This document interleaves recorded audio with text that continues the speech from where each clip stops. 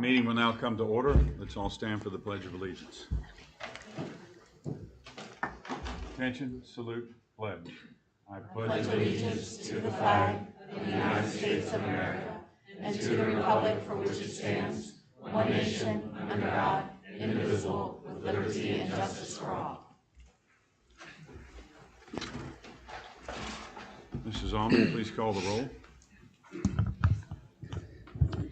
President Conley, Here. Director Emig, Here. Director Hogan, Here. Vice President Kindig, Here. Director McKinney, Present. Director Meese, Here. Director Miller, Here. Director Whitmer, Director Wolverton. Here. 8 present. Thank you, Mrs. Almond.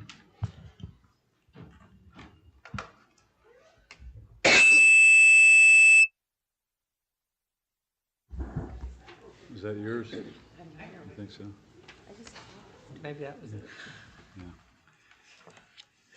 Okay, I'd like to welcome everybody to the meeting tonight. It's week before school starts. It's hard to believe that the summer is already gone, but things are in full, ramped up in high gear, moving towards the start of school at the beginning of next week. And I know that there's some tensions associated with some last-minute issues that the school district is having to adapt to. And we welcome your candid and polite public comments tonight as we open that up. First of all, we've got some presentations. There'll be 2 public comment periods, and so when we get to that, we'll announce the rules for that for those of you who have not participated in that. But there'll be 2 public comment periods, and an individual speaker, if there's not a line, can speak at one public comment period and then again at the other one. And so you should have ample opportunity to be able to express yourselves tonight. We had some really good committee meetings prior to this meeting, which is, those committee meetings are very busy, very packed agendas, and that always pushes us up towards the beginning of the start time of this meeting, so we apologize for starting just a little bit late. That's kind of the way it works, as everybody's trying to shuffle from different areas of the building back down here. Our first presentation tonight is from Dr. Weisling, our athletic director, for the postseason athlete recognition. Great, thank you, Director Conley, the rest of the Board of Directors, and Dr. Houck. This evening, we're going to recognize our student athletes and coaches from this past spring 2025 season, who throughout the regular season performed well enough to advance to postseason competition and championships. So this evening we have members of our track and field team, as well as coaches Ryder and Ryder, Coach Miller and Coach Brandstetter. So I'm going to invite our head coach, Coach Brandstetter, up to talk about the season and to highlight the accomplishments of these young athletes. Thank you.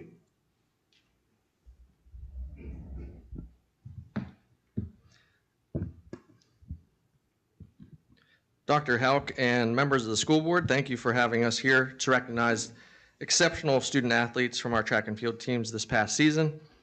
As a whole, we had 7 athletes make it to District 3 track and field championships at Shippensburg. And those individuals were Tessa Kamegna, who is a sophomore in the 100 dash, Melanie Toman, who was a junior in the shot put, Ava Mavula, who was a senior in the 300 hurdles, Kyrie Spalla, who was a senior in the 200 dash, Natalie Young, who was a senior in the 1600 meter run, Sebastian Fontecova, who was a sophomore in the 300 hurdles, and Caleb Hogan, who was a senior in the 1600 meter run. The seniors on this list should be extremely proud of their accomplishments through their high school careers. All the athletes performed well at the event, especially considering that we are in a very competitive district and in an extremely challenging AAA division within the district. It makes it very difficult for our athletes to even get in. We had one athlete who performed well enough at districts to make it to the PIAA state championship. That was at Shippensburg the very next weekend.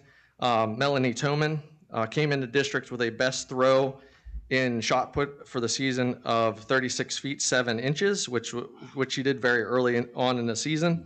Thankfully, that mark qualified her for the district championships. The couple weeks leading up to the competition, she put in a ton of work with her throwing coaches, Marty and Andy Green. And she focused on a lot of mechanics and hit the weight room a lot. And all that time really proved worth it because she performed so well at districts that I think she probably would admit that she surprised herself. Each throw that she had at districts was better than the previous throw, and she just kept getting better. She not only surpassed her season best mark, but she placed 5th overall and had a put of 38 feet 4.5 inches, which qualified her for states.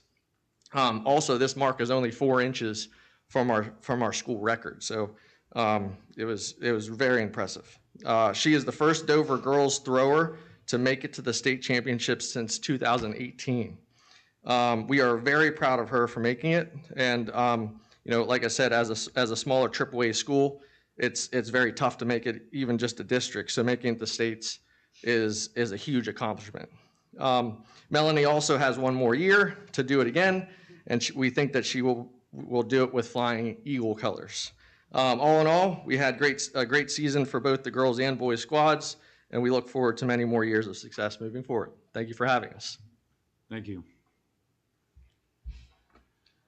Thank you, Coach Brandstetter. I would like to identify that we do have, and if I call your name, if you would please stand, of those 7 student athletes who advanced to postseason, I see 2 of them here. I see Caleb Hogan. Please stand, buddy, please. And Sebastian Fontecoba. Thank you. I appreciate you being here. Congratulations.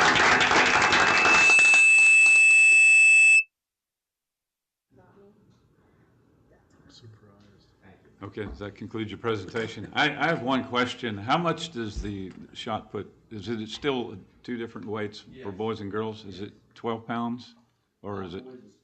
The boys is 12. What are the girls throwing? The girls are in kilograms and boys are in pounds. Okay. 8.8. That's an impressive throw. I'm not going to say what I threw in the 10th grade because I'll embarrass myself compared to the distance on that one. Anyway, thank you for the presentation. Any comments or questions from the board? All right, thank you. Let's move to the next one is the ATSI plan. And the chair recognizes Mrs. Fasika, principal of our high school. Good evening, everyone. Thank you for having me. I am going to attempt to guide you through this process of the ATSI plan, which is it's a huge undertaking that we write every year. We are in ATSI, which ATSI is Additional Targeted Support and Improvement, and we are in it because of one of our subgroups, not because of our overall test scores, but a specific subgroup in our population, which happens to be our students with disabilities. So it is a 3-year process. So if you're asking, well, you were just up here last year and had a plan, why are we doing it again? It does take some time to get out because you have to show the change and the growth in that specific targeted area.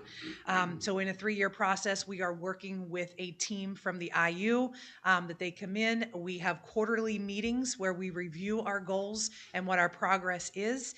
And then we also, in the spring, I think this year we're starting the end of March, beginning of April, we have our meetings to write our plan for the next year. So with every district that is in either TSI, targeted school improvement, or due to the ATSI to a subgroup, you have to have a steering committee that has to be made up of a certain multitude of people. You also have to make sure that you have public presentation of the policy, and it has to have board approval. The idea is that all stakeholders are involved at all levels, and you're not doing it in isolation. So that's the purpose for this. I could stand here and probably talk all night, but there's lots of things that you have to do that are more important than this, but this is really important. So I want to guide you kind of through the process as we go. So I'm going to go through it page by page, not necessarily talking on each one, but just to give you the behind for it. If you look through the profile and plan, it gives our school demographics, and it gets into our steering committee. Our steering committee must be made up of teachers, administrators, community members, parents, and students. So some of these names I had received from Mrs. Geyer when she was in the role of exceptional children, for special ed parents that would benefit in having. Not all of these members meet every single time. It's having a large committee. It's who we report back to. The steering committee really doesn't make any of the decisions or write the plan. We have an author team for that. The steering committee is who we come back to report back to see, have we missed anything? Do they have any questions on it? Have we attended and looked at everything that we needed to? So I just wanted to make sure that we point that out, because then it breaks down into an author committee and the needs assessment team.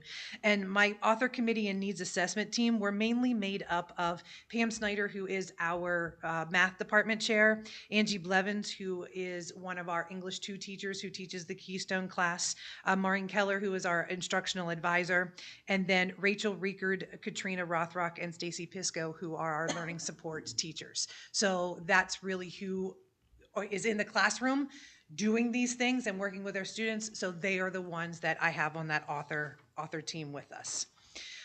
Going on, we have to have a vision. Why are we doing? Our vision is very much related to what our vision is, that we want to engage students. We want them at high levels of learning, inspiring, and relevant instruction in order for them to be successful. So we kind of keep that as our mind of what we're going through. We have to look at data and figure out where we were, where we're going, what our strengths and what our weaknesses are. So when you look at the Future PA Index, it says false, true. It's just telling us that we have 9th, 10th, 11th, and 12th. That's what those true and false means of what grades we have in the high school. And then we review the school level performance from the Future Ready Index, that anybody can go and look at it. The problem with looking at that sometimes is we have to remember, when we're looking at Future Ready Index based on achievement, we are looking at old data. That is the banked data for 11th graders. So unlike when middle school is looking at their Future Ready data, or elementary is looking at it from their PSSAs, that's from their current class who just took it. The state has us that as 11th graders, even if, and gets confusing, if an 8th grader took the Keystone in 8th grade, that score is banked until they become an 11th grader. So I am looking at data that could be 3 to 4 years old when I'm looking at that. So I have to look at data in 2 different ways. Hence why we look at all the data that we do. So we review our strengths by looking, and we look at what our challenges are by what we're looking at the Future Ready Index. And then we go further and you see the grade levels and individual support groups. That's looking at the students with disabilities, our economically disadvantaged, our ELs, our English language learners. It's looking at how all of them are doing. And then again, we summarize what our students are doing, how their strengths and what their weakness is. And just to give you a little bit, what we're finding is our students are making it in growth. We are growing our students. Where we are falling, I shouldn't say falling behind, but we're coming up short is in the proficiency levels of where students need to be. And the students with disability groups are not making the same gains that their regular ed peers are making, though it creates a gap, and we're trying to close that gap. That's why we're in ATSI. So that's what we are looking at. Can I ask a question about that? So you capture their performance in 8th grade, and then you look at them again in the 11th grade to see if they close the gap on their deficiencies. Is that the intent? That's when the state looks at it. I look at every year's data. So we receive the winter and the spring. I have analyzed that data for who currently took it and how are we doing at the high school at that level. That's just not the same data that will appear on the Future Ready Index. So we do have that lagging data to look at for trends, and we also have the current data that we're looking at that just happened. Okay, so if we have, let's just say, if we had a problem in the lower grades that led to the poor performance in the 8th grade, we wouldn't, we would know it because you're looking every year. You don't have to wait 3 years to know that we have a problem, right? Correct. But if we have a problem in the lower grades that create the deficiencies, we're guaranteeing that you will be in an ATSI every year until that attrits itself out? Not necessarily. What we're finding is it's systematic. I'm not sure how to best explain your answer. If there's a problem if there's a systematic issue that's happening in our primary or elementary grades, and we're finding it at the high school, yes, I agree with you. Until that is fixed and our students progress up through, that is not going to. So if we had a poor reading basal series, what they were using for instruction, and it was not making the gains, until that's changed and the students work their way up to the high school, you will not see that change in the data. If I'm understanding your question correctly. That helps me a little Okay. bit. So, I know it gets, yeah, chasing this is difficult. yes.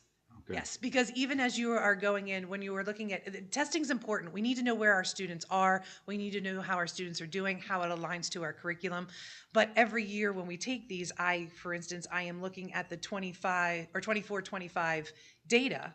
I am looking at it for a particular group of students. Those students are completely different of what I saw in 23-24 and what I'm going to see in 25-26. So sometimes looking for trends can be difficult because you have a different cohort of students that you're looking at. So there's a lot of variables that are changing. So if the state could afford to, and I'm not saying they can or can't, but you could measure every year instead of just measuring, the 8th graders and then the 11th, and looking at them. At one time they did. Yeah. There was 8th grade and then 11th grade PSSAs. They changed from the 11th grade PSSAs to Keystones to do more of end of unit assessment. And and Dr. Howe, correct me if I'm wrong in saying this, but how it came about to have these banked scores is that not all 11th graders take algebra 11th grade. Not all students take biology 11th grade. So schools have the ability of when do they take those scores, or when do they take those tests, but they have to attribute it to one grade level, because otherwise our Keystone scores, for instance, if they were just attributed to the middle school, it looks like their scores are off the charts and ours are terrible. They have to be combined because we're skimming the kids off taking it at the 8th grade level. That's why they have it, so that it's still one grade level that they're looking at everybody. But we have some 7th graders that take the Keystone as well, so. We get both sets of data. We get the scores of the kids who took it this year. So we get to see how they scored in algebra, how they scored in literature, and how they scored in biology this year. But what's reported to the public by the state is the scores of the year's 11th graders. So when Future Ready comes out usually in November, at the high school, you're going to see the Keystone results for the kids that are currently seniors. Now, for some of them, they took algebra in 8th grade. That score was banked, and it's not reported to the public until they hit 11th grade. But we get to see it every single year as it's taken. I don't entirely know why they want to do it that way, but that's how they do it. Thank you. I appreciate the questions. I'm doing my best to answer. It's a very complicated system, and I'm thankful to the IU that comes in and helps us to prepare that, and that is free of charge when they come in to be able to do that. So after we look at the Keystone and the PSSAs of what was there before in that Future Ready Index, then we look at our local assessments. We look at our CDTs, which is our practice tests that we take to prepare for the Keystones. I looked at failure reports. We look at what we're doing our failure rates and how our students are progressing in class. And what I'm seeing a little bit of a trend there is our students are passing the classes but not necessarily showing the proficiency on the Keystone. Is that due to the level of rigor? That's the questions that we need to ask to figure out how are so many passing the class but not being proficient on the Keystone. Not that I don't want students to pass, but we need to align that a little bit more. Going on, then we look at related academics. We look at our career readiness. That's our Smart Futures and our graduation cohorts. We look at our CTE programs and how our students are doing. And then we have to provide a summary of what that is. And last year, really, CTE took off of what was happening at the CTE from Director Miller of getting our students the early intervention to the middle school and promoting our CTE programs, because ultimately we want our students to be enrolled, employed, just went off the top of my head. Enlisted. Thank you. Sorry, something happens when you stand up here. And that's what we're constantly looking for as we go. So we look at all of them, including on the next page, you see equity considerations. We need to make sure that we're looking at those small group populations, and are all of our students represented, and are we removing the barriers to any of our small populations, our economically disadvantaged, our English learners, our students with disabilities. What are those barriers? Are we removing them, and how are they doing? Because again, we're in ATSI because we're looking at a subgroup, so we can't just look at whole school and look at everybody. We have to break it down into those groups and look at those challenges as well. So again, you see at the bottom the list of the summary and challenges for each of those.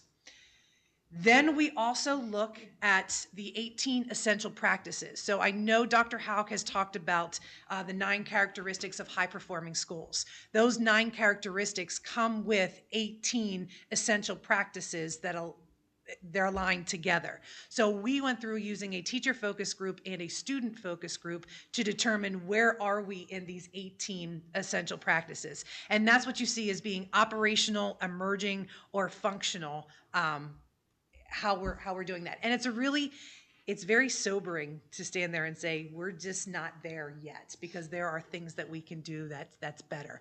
And we're very honest about it. We could go through and say, yeah, it's operational, but we're not doing anything to move our students forward or to progress as a school. So it's very humbling to listen to the teachers and to listen to the students. But I will say that in the student focus group, after having different ones of these across different schools that I have been in, when our students are talking about what's happening, it's little things that they're picking at. And that's great. I want to hear what their feedback is. What they're not saying is, I don't feel safe, because they feel safe.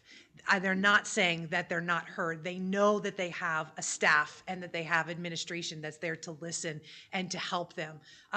Many times in having these kids don't feel safe coming to school, they don't feel that they have someone to go to, and that's not what it is. They're talking about things that are going on with lunch and whether or not they can use their cell phones. So it's those little things, and it was good to hear that we have that strong climate in our high school, because that is ultimately going to help our students learn.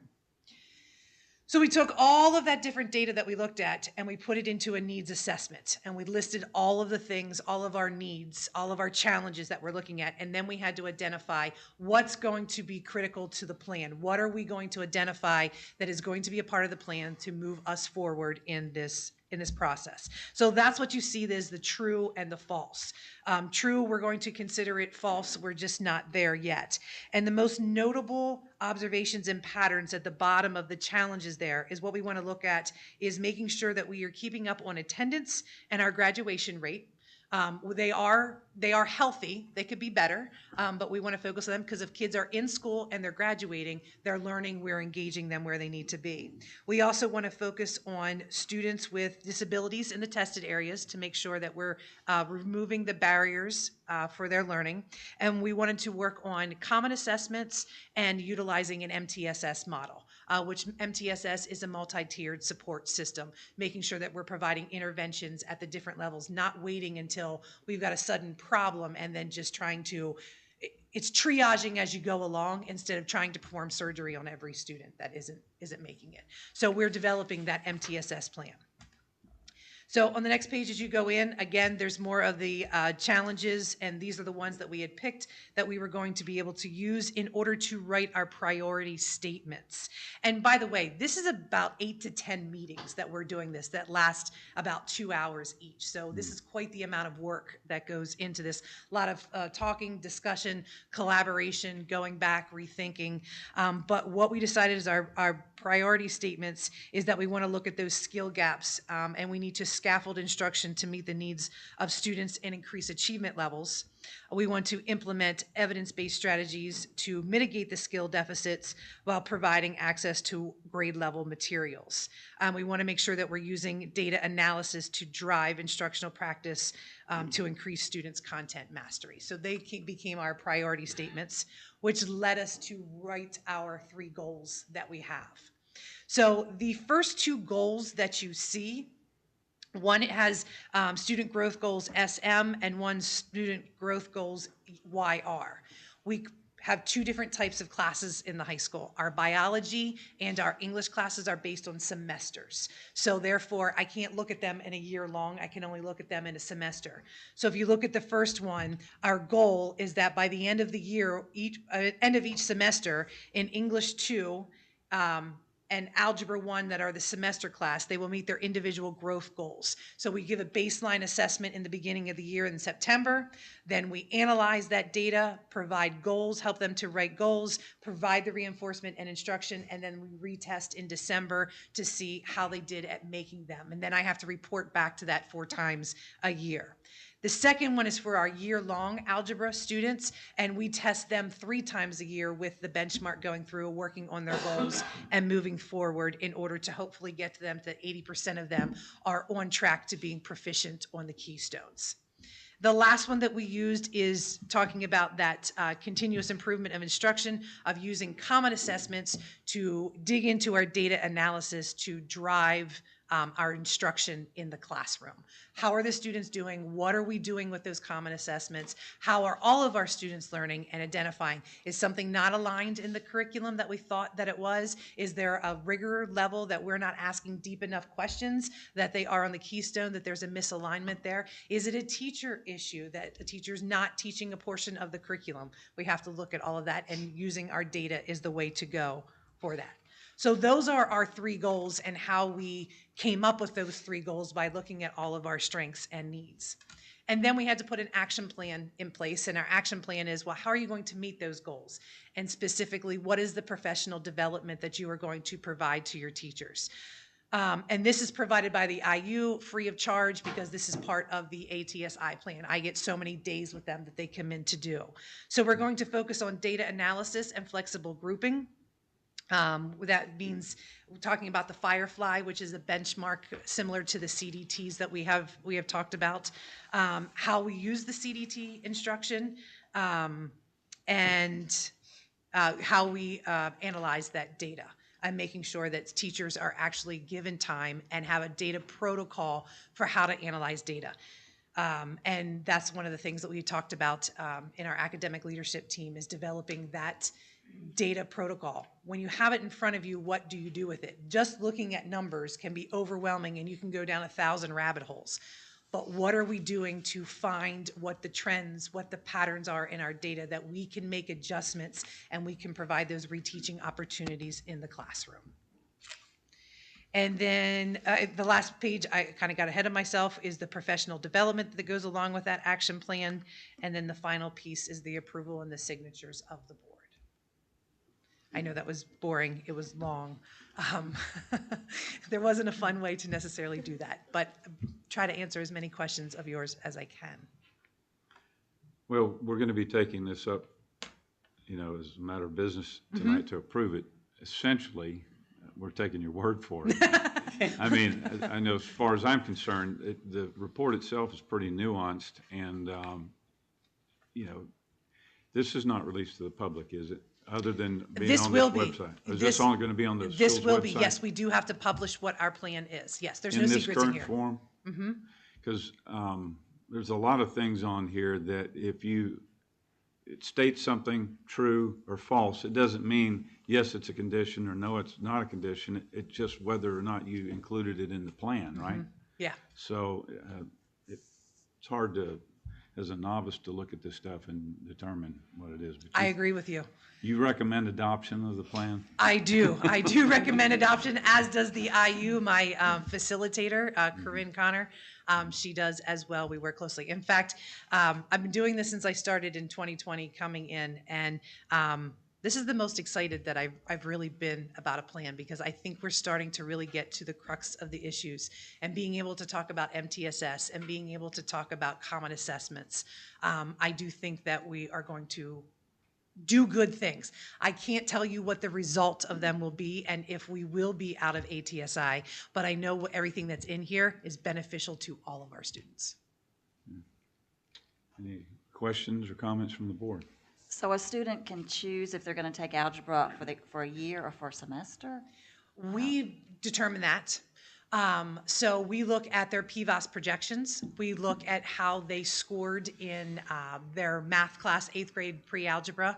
And then we recommend, if any of them have a high projection still to be proficient on the Keystone and were solid in their work, then we put them through a 1-semester algebra instead of the 2-credit course, because it slows them down where they don't necessarily need to be. That amount is less because this year we skimmed a larger group at the middle school. We cast a wider net. From what I understand, we were pretty successful for it. So where we used to have 3 or more sections at the high school of these 1-semester classes, we only had 1.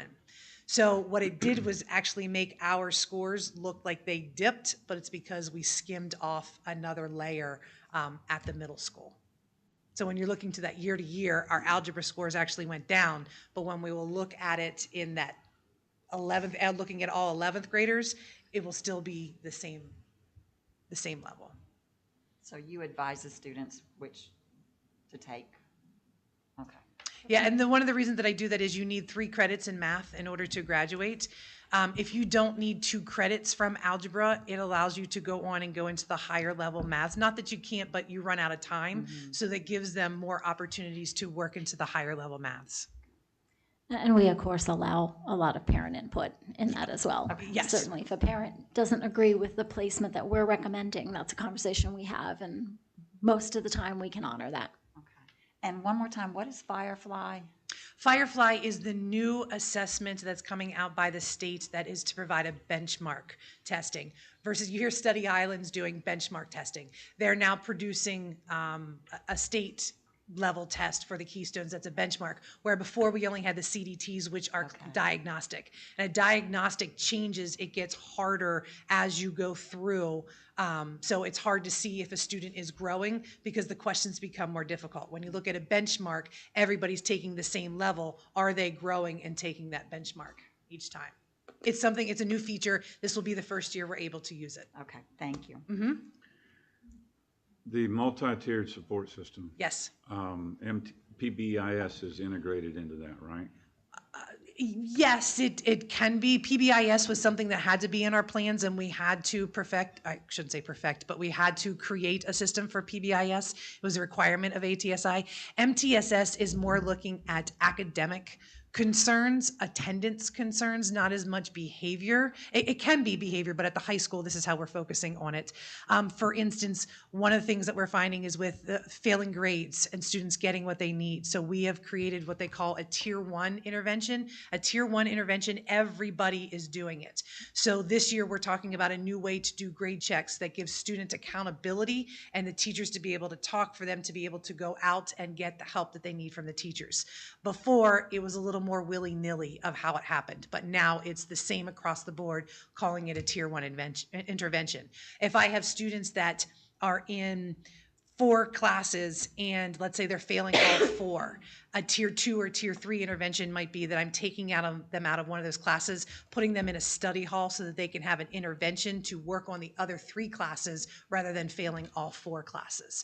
So that's the idea behind MTSS. So this gets individually assigned to each student, so the teacher's aware this student needs this, that student needs this. So does that require an IEP? No. For those interventions? No. Okay. No. Okay.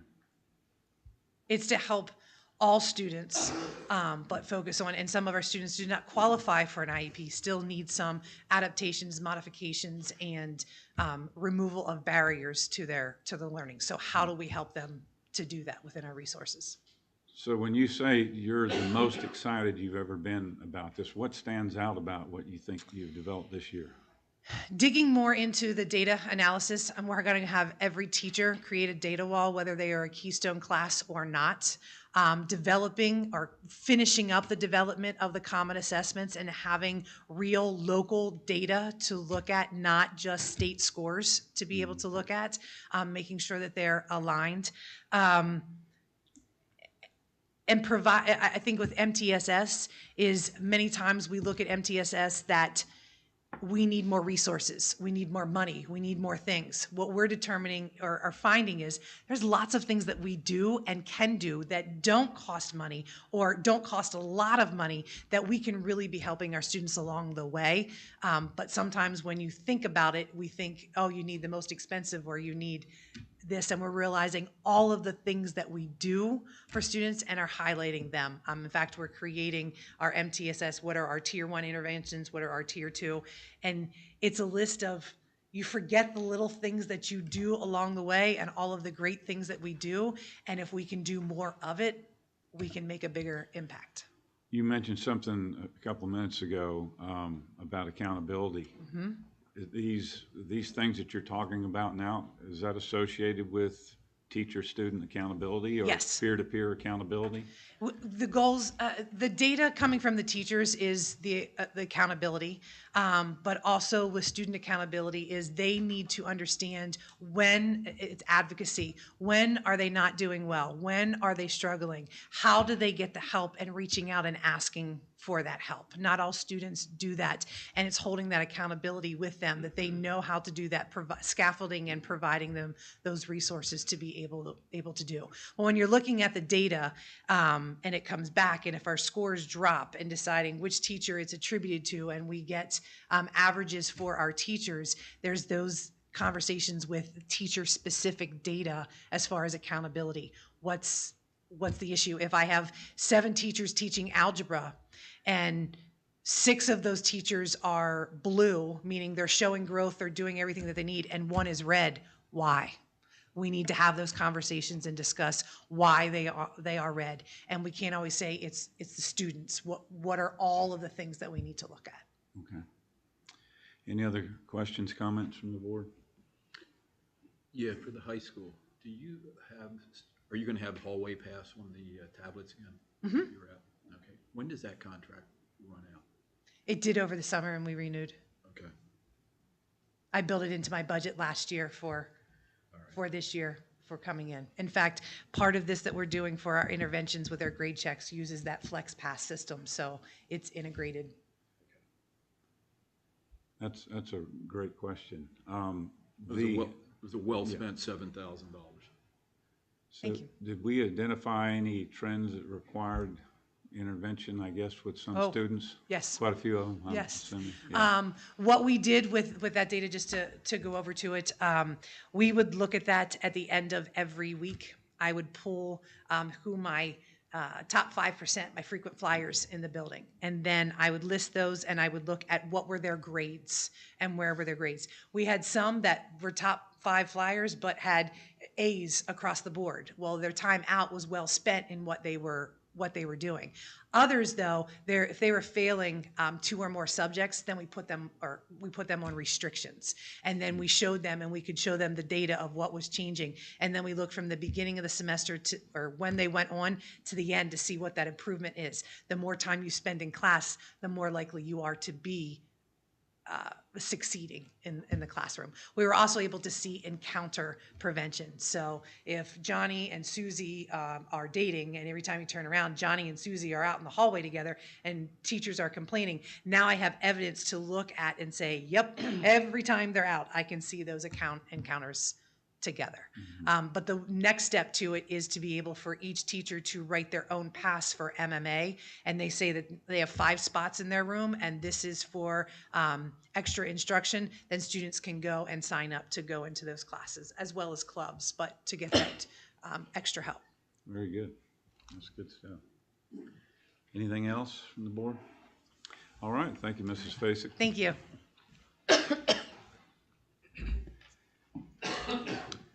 This opens our first public comment period. The board uses public comment period as an opportunity to listen but not to debate issues or enter into a question and answer session with the speaker. Public comments must be germane to school district business. The board values civil, respectful statements and clear and concise communications that help to inform its deliberations. I'll just remind folks that when you're at the podium, and it's not about me, but direct all your comments to the board president and not to any individuals or to the superintendent and that type of thing. All of us will hear your comments. So the first period, each speaker will have 3 minutes to speak.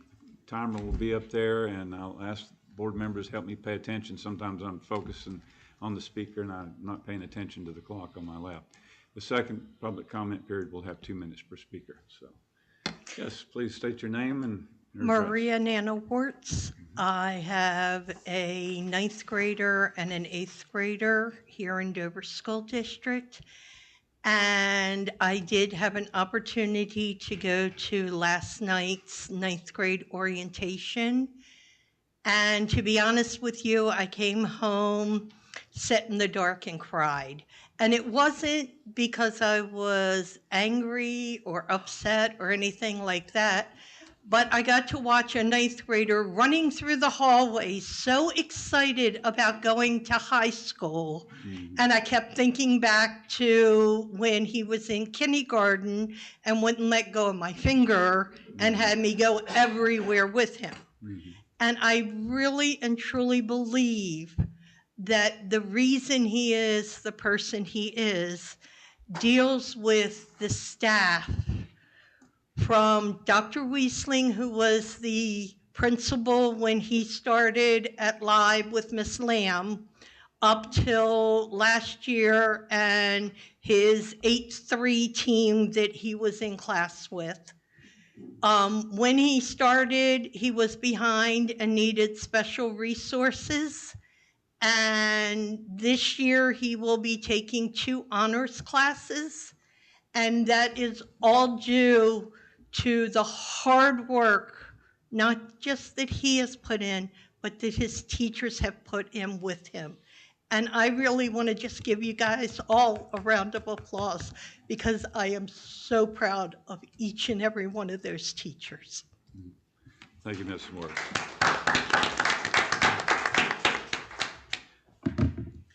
My name's Brandy Cuff, and I'm here on behalf of my grandson, Carson Robinson. Carson's parents own a home on Strawbridge Court. Carson was set to attend North Salem Elementary School. Somebody decided that he was going to go to Live. According to the Pennsylvania Department of Education, you have to have parental consent to change his school. As he is a school-aged child whose parents own a home in North Salem, their district is North Salem, they do not want their child in Live. They want their child in North Salem. According to the Department of Education for Pennsylvania, any school-aged child, once the age requirement is established, the district cannot refuse admission into the school that he is to attend. Today, my daughter-in-law was told that Carson would not be able to attend the school that we took him to, the school that we have frequently all summer long drove him past, okay, trying to get him familiar with the school. They were told that he cannot attend that school.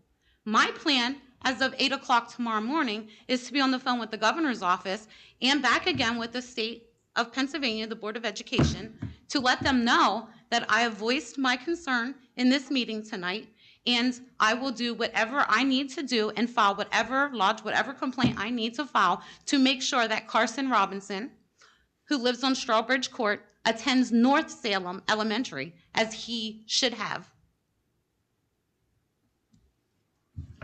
Thank you. All right, thank you very much. Is your name Mrs. Cup? My name is Ms. Cup, yes. CUFF, Charlie. CUFF. Okay, thank you very much. Thank you. All right, anyone else seeking to make public comment?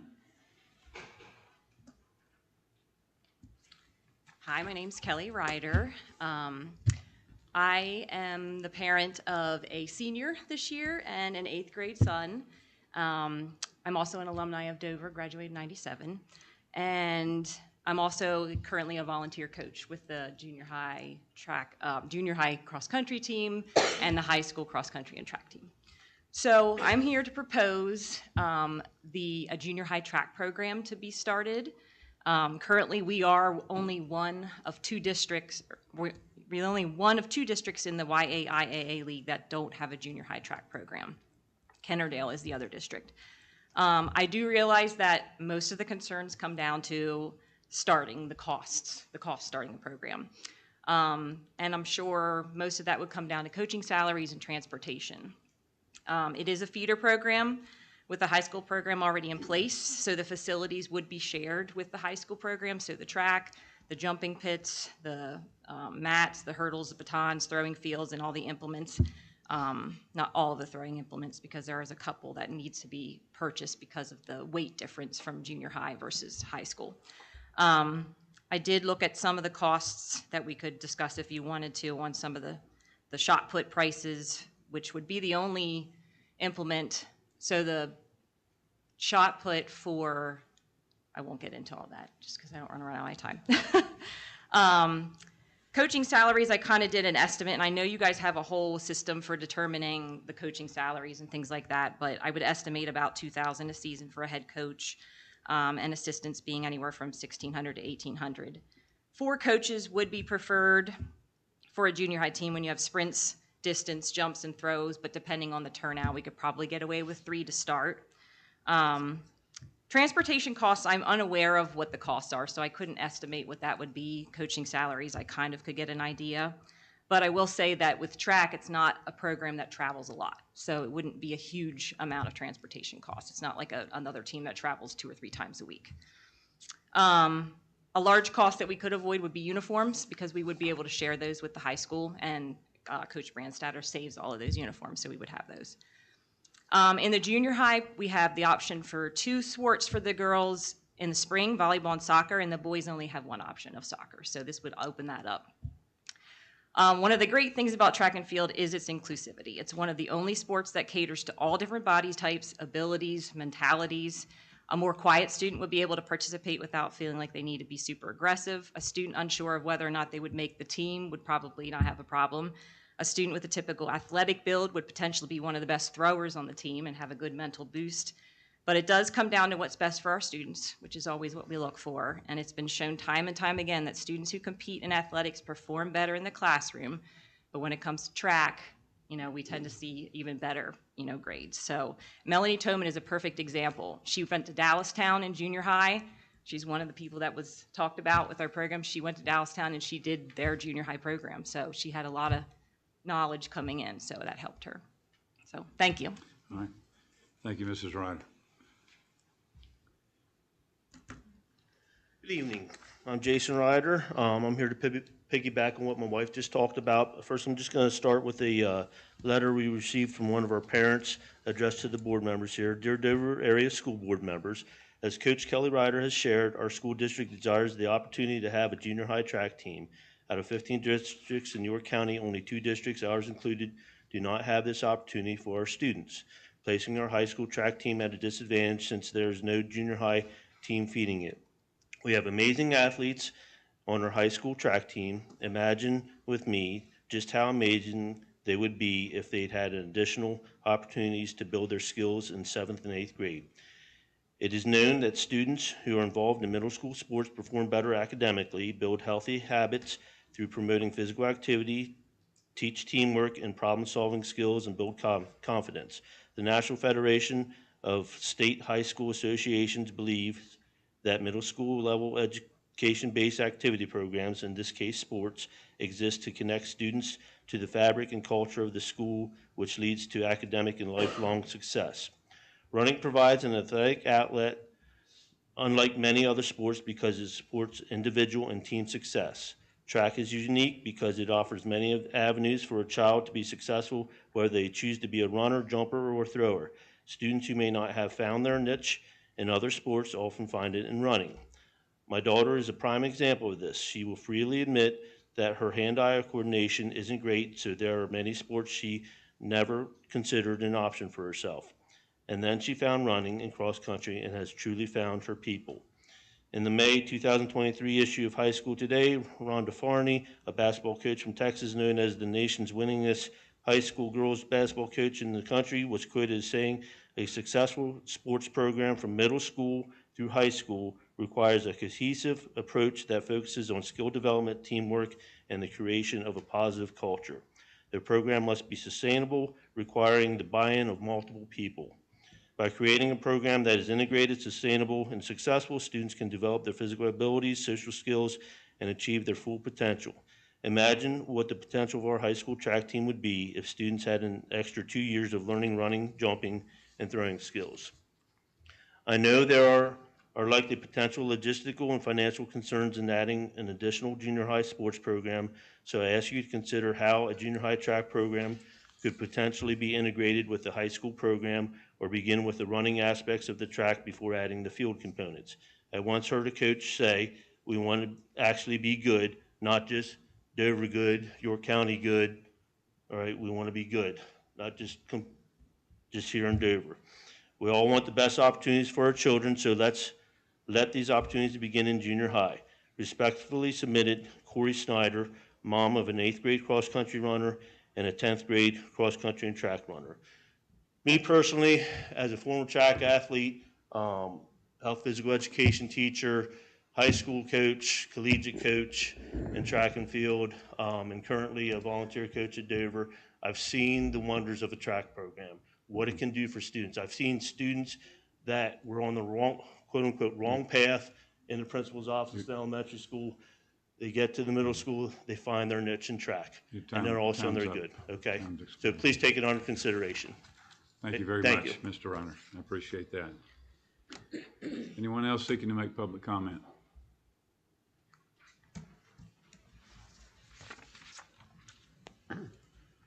Good evening, James Yinger. I signed in. I'm here to bring up the EFT referendum question, not making it to the November ballot. And I want to talk about a few things that I think the school board, some of the school board members did not take into account and really digest some of the information.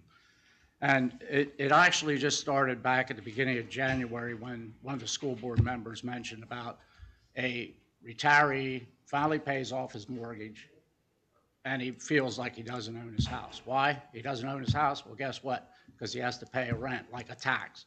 And I know taxes is a dirty word, but in that case, you know, that's kind of, you know, where you want to keep the taxes down. So if you don't save and you come middle of July, you get the bill, you know, obviously you got to kind of take into account to be able to pay it off. So if you go back over some of the information that was actually in the May 13th budget that was presented by Miranda Weaver, she came up with a recent commercial and residential assessment data.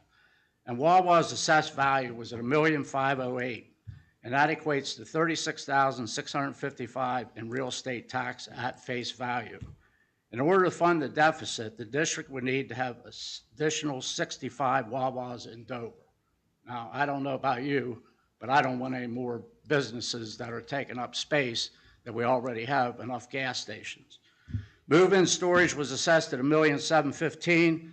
That equates to $41,000 real estate revenue at face value. In order to fund the current deficit, the district would need to have additional 57 move-in storage units in Dover. And as of April 2025, there were 87 new home construction assessments. The average sale price was $361,844. The average taxable assessment was $180,000, which is only 50% of the sale price. This equates to $4,397 in real estate revenue per home, which would mean that we would have to have an additional 545 homes built. I live in Dover Township, and I love the fact that it's a rural community. People are not on top of people. So with the tax assessment that was done by the commission, They actually came up with some really good points, and I'm not sure if everybody got to read them.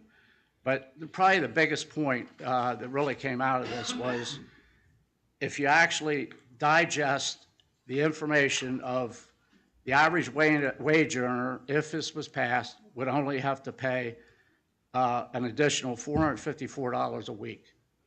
That's peanuts. And really, if you cut out going to McDonald's or Burger King, you could easily do it. So I guess what I'm really getting at is, most importantly, approving the referendum was not on your back. That was on the public's back, and the public will have to make the decision. And really, that's about as easy as it can get. You just have to move the referendum to the public ballot. Let them make the decision if they want to give up and if they want to contribute to the school without having a big tax bill. Thank you. Okay, thank you, Mr. Yinger. Anyone else?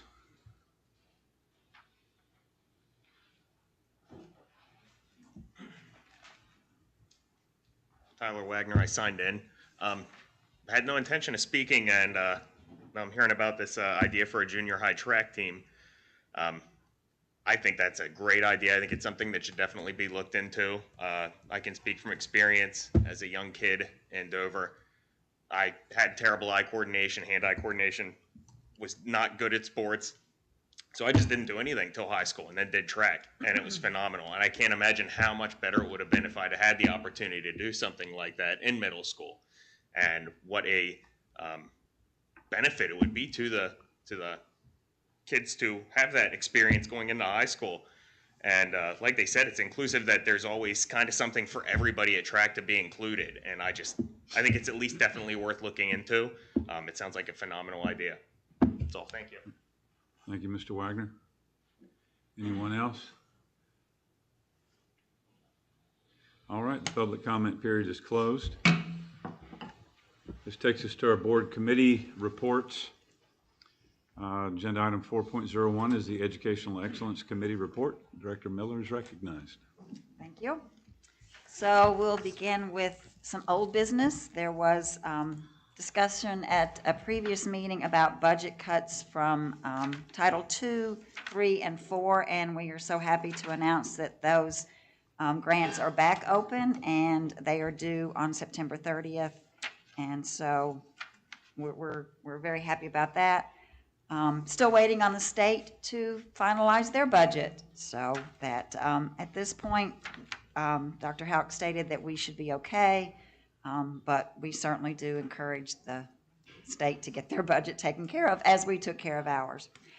We also talked about how each school is beginning the school year, what the high school has done. One thing that I learned was that there are Eagle ambassadors that meet with the students, freshman students, and help introduce them to the building, take them around and show them the classrooms, things like that. They also do lessons in the classroom later on through the year. So I think Eagle ambassador sounds like a great way to get the seniors helping the freshmen and get them acclimated to the building. The middle school had freshman orientation last night. Our principal stated that there was a great turnout. I heard people talking about how many cars were in the parking lot. So there were parents had the opportunity to learn about the building, learn about the staff, and the students got to see the buildings as well. I learned that all the students will gather in the stadium, and from there they will meet their teachers and then go into the buildings. I also learned that the middle school and the high school Meet the Teams is on the 20th, and I encourage everybody to come out and support that. The 21st will be back to school night, and that also starts in the stadium, which I thought was a great idea. And kind of that school spirit gets rolling there. I like that. The elementary's doing a lot of things. We heard that the teachers have been in the buildings past couple of weeks getting their rooms ready. Kindergarten students have an opportunity to ride the bus on the first day. I thought that was a great idea. Sometimes that can be scary for them. And parents have an opportunity to meet with their teachers, meet with the staff as well. So it sounds like everybody is rip-roaring ready to go for another school year. The T-Mobile contest, I think we participated in that. I know we participated in that last year, and we're trying again. This is an opportunity for us to win some money. $5,000 is one of the first amounts awarded, and then I believe $25,000 there are 450 $5,000 prizes, and those are given the first 8 weeks of football season. And after September 19th, they start to really look at community involvement, and they give out $25,000 awards. So this is a great way to get the community, get the schools involved in promoting our school district, and it is for districts that have a population of under 150,000 students. So we aren't competing with the big wigs. We're competing with people that have that same population. Dr. Weisling had yard signs, and it seems that the best way for this communication to be spread is through our Instagram accounts. So I know that Principal Fasik is already on it and is working on getting that Instagram up and rolling, and we want to get the students involved, we want to get the community involved. And I'm excited. Let's get excited, and let's hopefully maybe win some money through T-Mobile. Every little bit helps, even if it would be $5,000. We also talked about that the White House is looking for performers during Christmas, and Mrs. Roberts is already on it and checking into it and finding out what requirements there are. Principal Huffnagel told us that she had been there when she was, I think, in the middle school, and so that was an opportunity that she had then. So they're looking into that as well. And I think that covers, the last topic we talked about was one-on-one use of the iPad. I know there are another school district that has gone from 1-to-1 to 2-to-1. And so I just opened that discussion, and each principal shared how the iPad is used in their building, how their students use it. And I think the key word to come away with is resource, that it is a resource. Their number one resource in their building is the teachers, but they also use the iPad as a resource for learning. So it was a great discussion, and I appreciate everybody giving their input and providing feedback to that topic. So that's all our discussion. Thank you, Director Miller. Any questions or comments for the Educational Excellence Committee Chair? The Friday Night Lights, did you say that they do yard signs? Yes, he has yard signs. He has 40 of them. Mm-hmm. So they're going to hopefully have the Instagram account address. Is that right? Am I saying that right? To go on the yard sign? Actually, there's just a space for the school name to be placed on there. The ability to connect with the hashtags and all of that, that'll come out through the social media and the Instagram account. Okay. This is just a place for Dover Area High School name to be placed there. Now, they can use this QR code here, but that takes them to the T-Mobile Friday Night 5G Lights website, which gives more information about the program, but it doesn't really provide the opportunity to make that connection with the hashtag. That'll all be through the phones and all the devices, and that'll all come through the Instagram account. Okay. But yeah, T-Mobile provided these for us, but it's another way to get them out in the community to let them know, that community members know that we are participating in this event. Okay, hang on just a second then. So we are already enrolled for the competition this year? Yes. So how do residents and parents get assigned? Well, I think like Mrs. Miller said, we're going to try to get our graphics department over there to, or if we find out there's too many obstacles in getting that done quickly, then we'll just handwrite Dover Area High School. We'll go old school, right?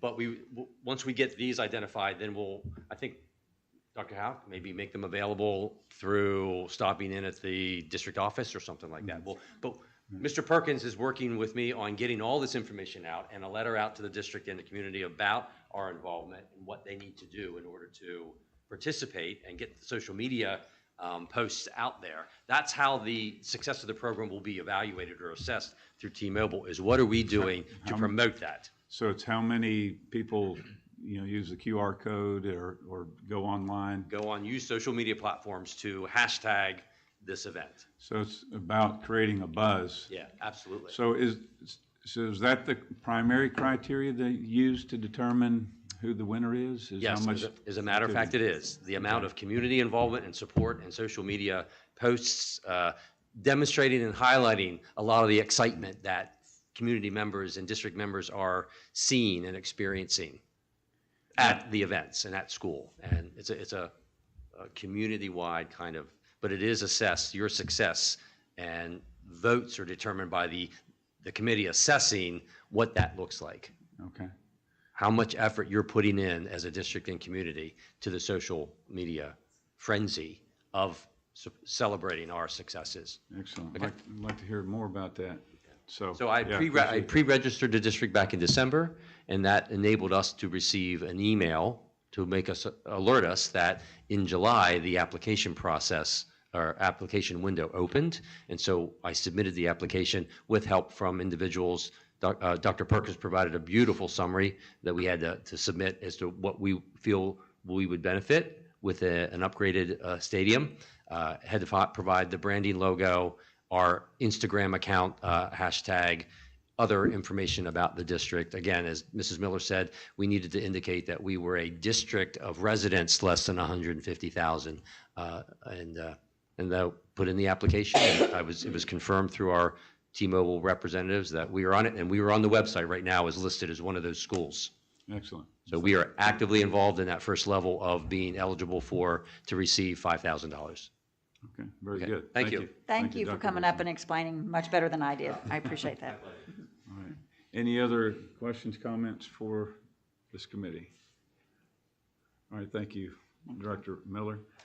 And our next report is the Facilities and Safety Committee report by their chair, Dr. Meeks. Ready, set, go. Go. Okay, old business, we discussed the crossing guard, and Mr. Fluke is going to have the Flagger Force Company that was previously filling that role. We're going to use them again until we fill the role internally, which is posted currently. The responsibilities will be slightly different in that they will just be, that person will just be a crossing guard and will not be doing traffic control.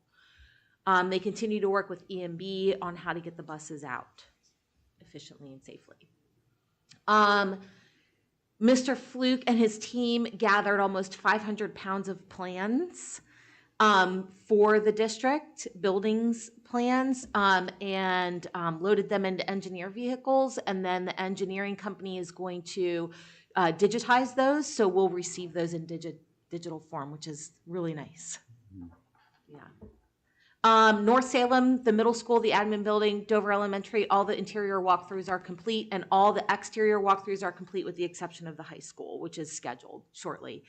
The bus flow project, EMB brought 14 buses over to the middle school to run through the spacing and angles for the new bus flow that the board approved to be completed. They figured that out. Mr. Fluke's team then painted the new markings. They got some positive feedback from the bus drivers that they're pretty happy with that new flow at the middle school. Questions on old business? All right, moving right along to new business.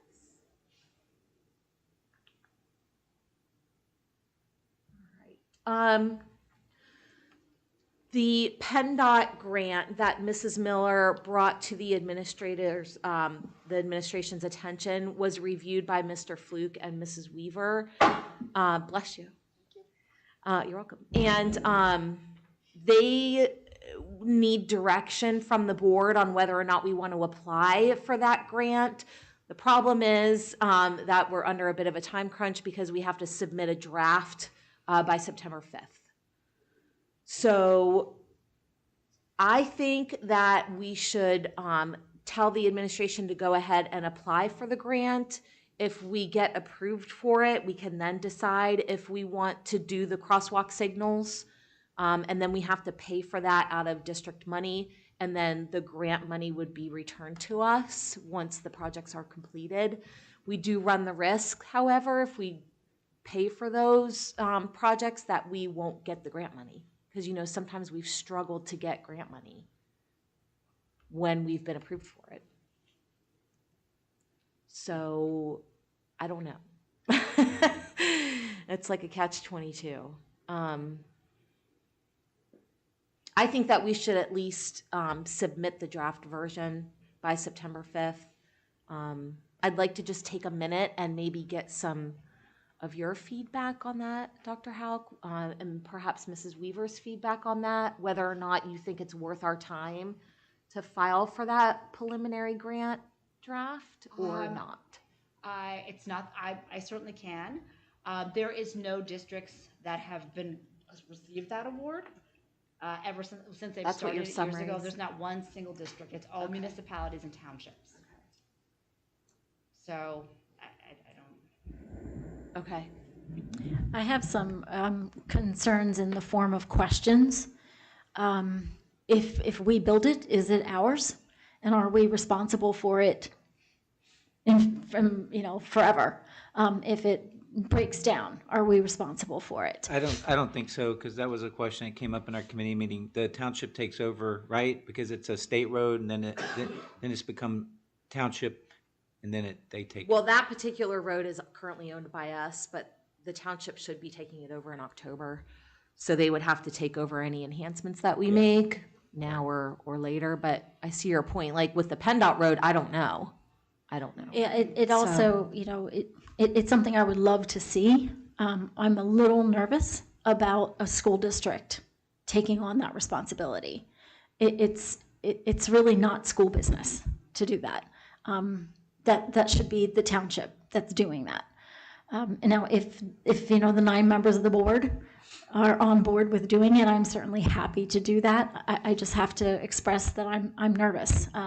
You know, the township has put crossing signs and crossing walks up in other areas near our schools without consulting us, and I'm very, very grateful for that. But I think what that does is sort of punctuates the fact that that's not the business of the school, that doing crosswalks is the business of the township. So I'm nervous about the precedent that it sets, although I'd love to see it. But it gives me some pause. Okay. Yeah, I hear that. And honestly, I'm not comfortable with rushing with a September 5th deadline. So I think maybe we just don't take advantage of it. So kind of, do you have an opinion? Are you looking for feedback from the whole board at this point too? Just like a straw poll or? Yes. I mean, do we want the administration to move forward with applying for the grant? And it's a draft application that would be due September 5th. And then I believe the final application is due the end of September. So, So in one regard, it's work that, as Mrs. Weaver said, we're not likely to be awarded the grant to begin with. It's work, but we also don't lose anything other than a little bit of time to apply for it. And even if we are awarded the grant, we have the collection part on the other end. We're not committed to expending any funds just because we applied for a grant. We'd have to spend the money first, and then they reimburse us. Correct. That way we get, and that's probably a smart way for them to do it, so that we don't bankroll something and say, well, we had the money, but then we didn't lost, spend it. yeah, Right. we didn't spend it and we spent it on Right. something else. So I think the board members should probably weigh in on this. I know I heard some feedback during your committee because I was there during that discussion. Yes. I'd like to hear what the rest of the members of the board feel like when you do. This is not a vote or anything, just give us your thoughts. the fact that down at Live Elementary, magically, there were crosswalk signs and signals put in a couple weeks ago after the township was here and spoke to us about the current issue that we're looking at. And there was no mention about these crosswalks going in at Live. I'm hesitant for us to get involved in this because I think if we get involved in it, we're going to be involved in it for a long time. If it needs maintained or upgraded, that's going to be our responsibility. I think our role right now is keep on putting pressure on the township that, look, you put them in down at Live. You know we got a need up here to Intermediate Avenue. You know you're going to increase traffic up here. Let's get it done. And don't be coming to us for money. It's your road. Anyone else? So, total agreement with that? I agree. I don't understand the whole hold up from the township. I really don't. Safety should be their issue as well as our issue. The applying for the grant, I don't know if they would help us apply for the grant so it didn't look like it was the school district, if it was the township. I mean, that applying might for be the a grant. possibility. It's just the time constraint of it. I get so, that. I get that. Yeah. They should apply, right? Absolutely. They might be applying for this. They very well could, because yeah. they said that they're applying for several grants. And if you want, I can reach out to Mr. McLucas, who's in the planning commission. I don't know if there'll be somebody else, but I can reach out to him and inquire. But they might be applying it for something else. Yeah, they could be, yeah, for the absolutely. roundabout. For the roundabout. Yeah, they could be. I don't think that's necessary. I think we have anybody else have anything else to say on it? Director Emig. You heard my comment in the Yes, committee. you're not in favor? I'm not in favor of this. First of all, you can apply for the grant. Yeah, if they approve us, but that doesn't mean they're going to reimburse us. Yeah. And then we're stuck for that money. Okay. And I agree with Dr. Howe. This is not a school issue. It really is not. Yeah. Director Wolverton? I feel exactly what Mr. Amy just said. Bottom line is, it's not a school issue. I'll go right back to the idea these kids at York High can walk from the fairgrounds all the way to York High. I would hope that Dover students can cross one street.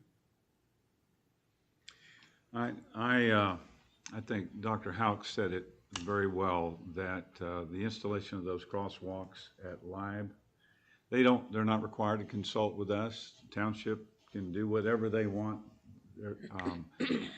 in that regard, but it did punctuate. That was the phrase she used, it punctuates that's their business. It's not ours. It's not school business.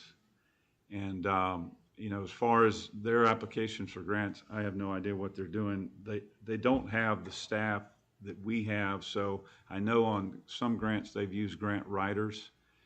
The one that they asked for our support on, they were using a grant writer for that, and it's a months-long process, so I don't think they would have time if they're not already engaged on it for that September 5th deadline. But I just feel like this is not our business. We're not in crosswalks. Even though we are very concerned about the safety issue, we'll continue. From my standpoint, I think we should continue to highlight the need and get out of the business of crosswalks and back in the business of the school district. I'd like to say that it is a issue of the school district in terms of safety. Those are our students. Those are our kids. We have kids that cross those streets that those cars don't always pay attention to what they're doing. So it is a safety issue.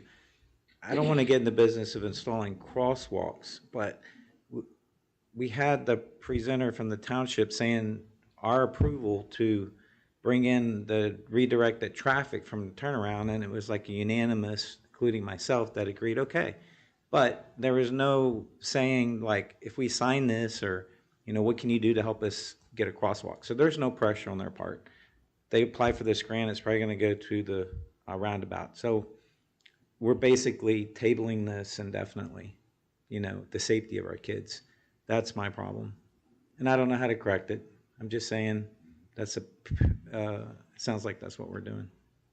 Well, it just doesn't seem like this particular opportunity is the right fit in this moment. So I don't think we're tabling the whole thing. It's just maybe, I think Mr. Fluke and Mrs. Weaver just want guidance on this particular grant, so it's just. Well, what we're probably- saying is we're out of the crosswalk business.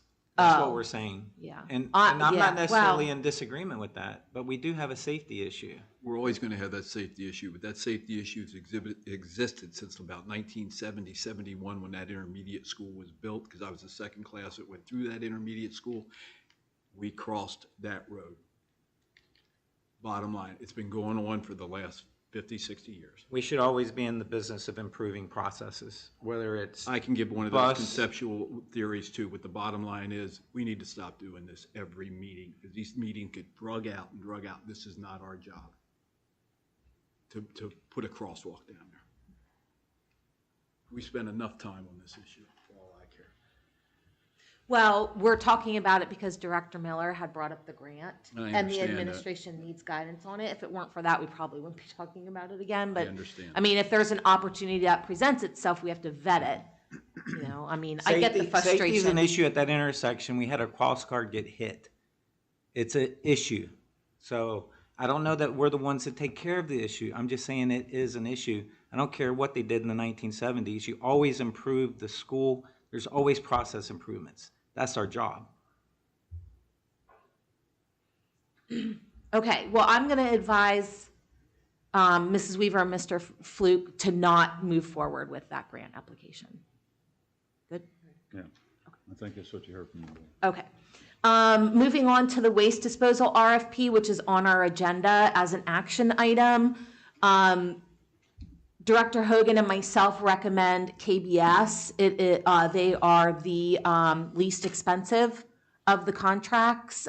Penn Waste is a close second, which I believe Director Emig was more in favor for because they've been in the business of trash talking for many years. No, for many more years. I have a friend that worked for Penn Waste, and she always says that. It's funny.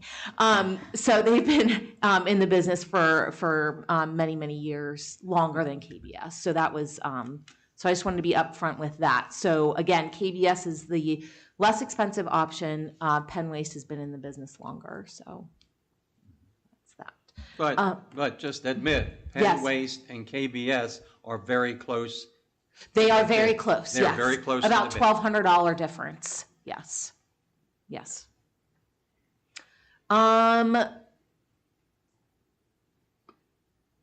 Mr. Fluke talked briefly about the facility fees. He says the new facility, well, not new, but the new facilities that were facility fees that were instituted in 2021 are going very well. He and his team have educated over the last several years all of the groups that have been coming through. I know that facility fee AR was very complicated and difficult for people to understand, but over the last several years and through education, it seems to be going very well. If any directors have heard otherwise, just email me separately and I can bring those up at the next meeting. But another director had asked me to cover that a little bit with Mr. Fluke, so I wanted to talk about that. The nurse's office is complete at Live Elementary. Took a little bit longer because they found some old folding table frames in the walls. And so they had to do some drywall work, which our crew did from our district, which is really awesome. They got to do drywall work and trim and really learn some new trade skills. So that's exciting they were able to do that. Air quality and water testing has been done, which Mr. Fluke finds very important to do, and he does that annually. You also might see some black numbers at the teacher's parking lot in the high school. That's from the band camp rehearsal, because they use the teacher's parking lot to rehearse for the 2 weeks of band camp in the summer. The Intermediate Avenue paving is complete. Whoop, whoop. And hopefully the township will be adopting that road in their October meeting. York X did a great job, easy to communicate with, and Mr. Fluke was happy with their work. Last but not, I talked about the middle school bus lot configuration. I did.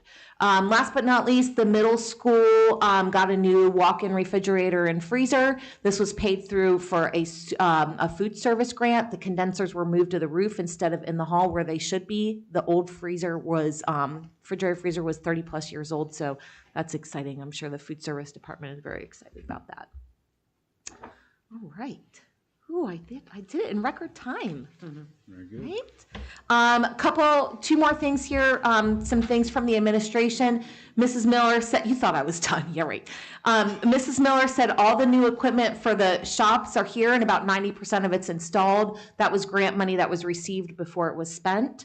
And then Dr. Leasing also briefed us on the T-Mobile 5G lights, which I just want to piggyback on quickly and remind everybody in the community that's watching that we have to spend about $500,000 on upgrading our field. So let's try to win some of that money, right, to put towards that, because we don't have a choice. We need to do something with our football field. And I think that's it, unless Director Hogan and Director Emig have anything to add. No? No. All right, excellent report. Any questions, comments for Director Meeks? All right, thank you. The chair recognizes Director McKinney for the Resource Committee, or Resource Oversight Committee report. Yep. Well, we actually had our most action-packed meeting, but it's still not as exciting as yours. So first thing we went over was 8-year rolling budget was presented by Mrs. Weaver. We went over 3 years prior and 5 projected years with assumptions. I'll just go over some of the facts and highlights on that. There was a large increase in cyber tuition, as we all know, 19%, correct? 23 over 24, year to year, yes. Yep. Legal fees, LIU services increased with a larger decrease than expected in PSERS and medical. Our 25-26 anticipated deficits sitting at $1.76 million. As far as the 5-year projections, we had some good news. 1.6% increase in real estate assessments. Proposed warehouse actually could be a data center, which would be, we get the financial benefit without the traffic, basically, without the truck traffic. So that hopefully can happen, and Yes, hopefully they not have. So far, out of yeah. turn mentioning that. 2 to 3% increases in real estate tax collections, 3% increase in EIT, 2% increase in basic ed subsidies. Then we had some negative aspects too. 8% increase in liability insurance. The next time we have a large purchase of the iPads, it's not going to be until 28 and 29. She still has a Gatsby entry to make for that. There are 2 potential developments possibly breaking ground in 2027. Might be a mixture of single-family homes, apartments, townhomes. We don't know that breakdown yet, but that would bring in some, hopefully, more tax revenue. And she reiterated, she gave us this fact before, 103 homes were assessed and added to the tax rolls in 24-25. But to put that into perspective, to cover our full deficit of $1.7 million, we would have needed 434. So we have some growth. Not as much as we really need, though, without the business coming in. We went on then to, I had inquired to Mrs. Weaver about the... Someday, Doctor. You're going places. I had asked her to just give an assessment of, with the state budget stalemate and the impasse, what kind of position is Dover in? What's our plans? She had a good report, a very good report. We have a healthy fund balance, of course, so that puts us in a better position to survive this than a school that would not have that. Also, she usually invests the incoming tax collections right away. She's going to withhold that or just delay that so we have the cash on hand in case we do need it. And Dover's in a good spot. We're going to be fine with this. We're not going to have to take out loans like a lot of schools and nonprofits and libraries have had to do on these things in the past, like when Governor Wolf had the long delay years ago. We went on to then go over the federal situation. Director Miller already spilled the beans on that one. All the title funds have been released. $230 million are coming to PA now. It's all flowing. So we're back on track with that, with the federal funding. Then we also went back to Mrs. Brodbeck and discussed substitute teachers, as we did last month. We discussed sub rates, the possibility of using a sub service, weighing the pros and cons of increasing our sub rates internally or having incentives to have the subs actually cover more days so the teachers don't have to do double duty. We weighed the pros and cons versus using a sub service, which would cost more and would have some downsides. So she's going to be, I believe, next month, or is it next meeting, presenting. In September, you want to present something to the board, some options?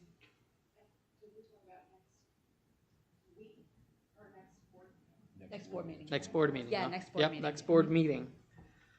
So we'll be hearing more about that and some options we may have to have better coverage with our subs.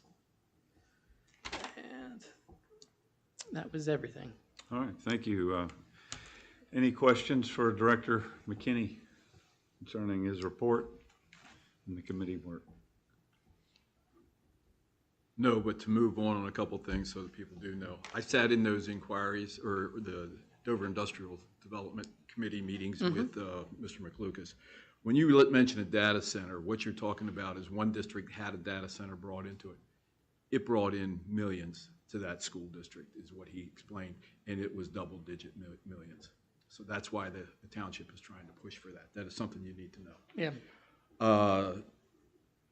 When it comes to the homes, we are, people, as have been brought up in public comment, people need to understand in the next 5 to 7 years, you're talking about anywhere from 1,200 to 1,500 homes that are going to come online overall.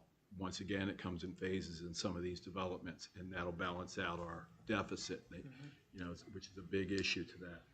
One of the things that Mrs. Brodbeck is the idea of, I would like to see a telephonic inquiry to the substitutes in regards to the idea of the incentive program that she come back with, to talk to us about the idea up to X dollar amounts and stuff, and how they would feel about the number of days. At least pick out 3 or 4 that have done this in numerous years, that type of thing.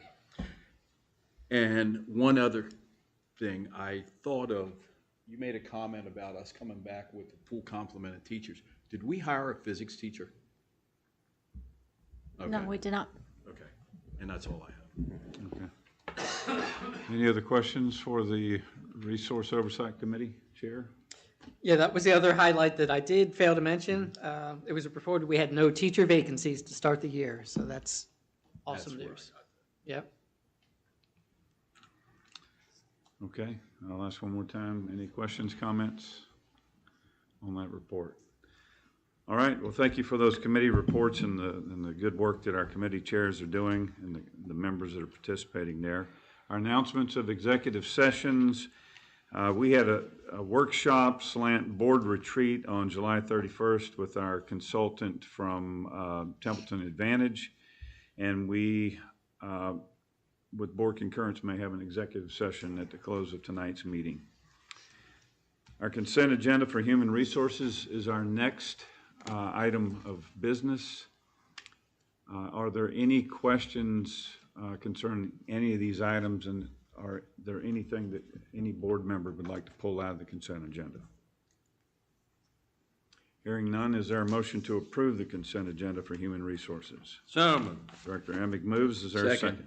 Director Wolverton seconds the motion. Any discussion? Hearing none, Mrs. Allman, please call the vote.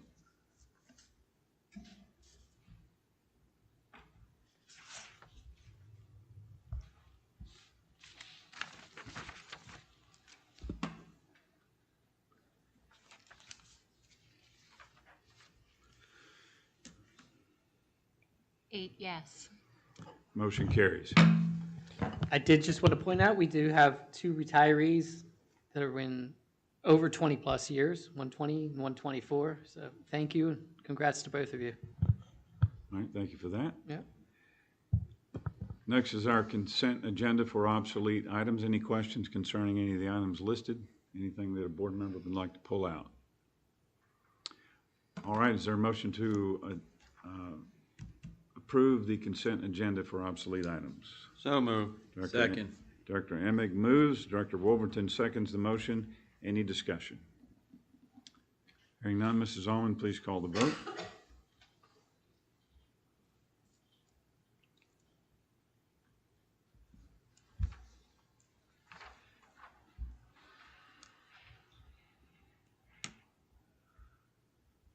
Eight yes. Motion carries. Next, we have the adoption of the minutes of the July 15th meeting. Are there any corrections, deletions, or edits? Is there a motion to adopt the minutes? So moved. Director Emig moves. Second. Director Wolverton seconds the motion. Any discussion? Mrs. Allman, please call the vote.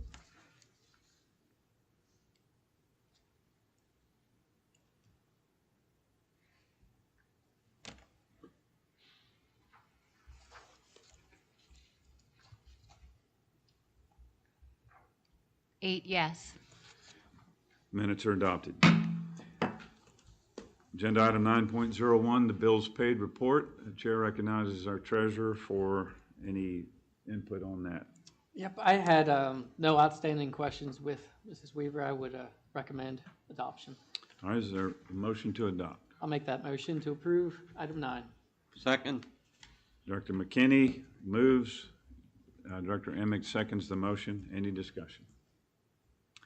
Mrs. Allman, please call the vote.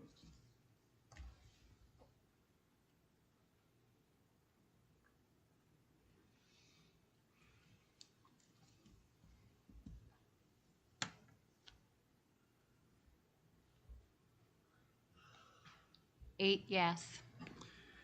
Bills paid report is adopted. Chair recognizes our treasurer for the treasurer's report explanation.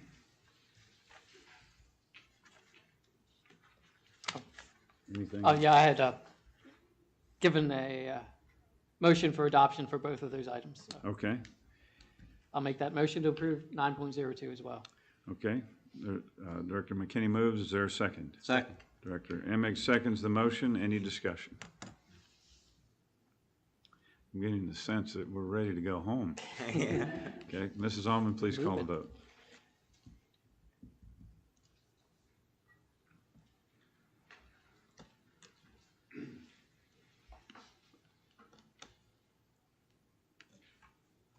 Eight yes. And the treasurer's report is adopted. Agenda item 10.01, the 2025-2026 agreement and addendum with the Hoffman Academy. Is there a motion to approve? So moved. Second. Director Emig moves. Director Wolverton seconds the motion. Is there any discussion? Mrs. Allman, please call the vote.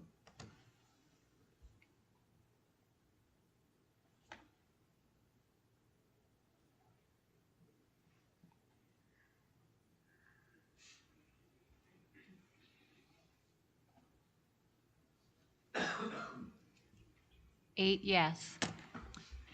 And the motion carries. Agenda item 10.02, waste removal service agreement effective September 1st, 2025 through August 31st, 2028. And just to be clear, what are we being asked to select a vendor tonight, or is it? Yes, please. Do you have a recommendation, Mrs. Weaver? I believe that the committee is recommending KBS. Okay, all right. KBS? Yeah, Yeah. well, Recommendation. Director Hogan and myself recommend KBS because they are the least expensive. Director Emig recommends Penn Waste because they're a close second to KBS, and they have a longer history of being a disposal company. So we're kind of split in our recommendation from the committee. Okay, fair enough. Do you have a recommendation, Mrs. Weaver, from a business standpoint? Whatever the committee, because the money was not material, whatever the committee feels is more appropriate based on their discussions, would be fine. Okay, I'll call for a motion to approve one of these vendors.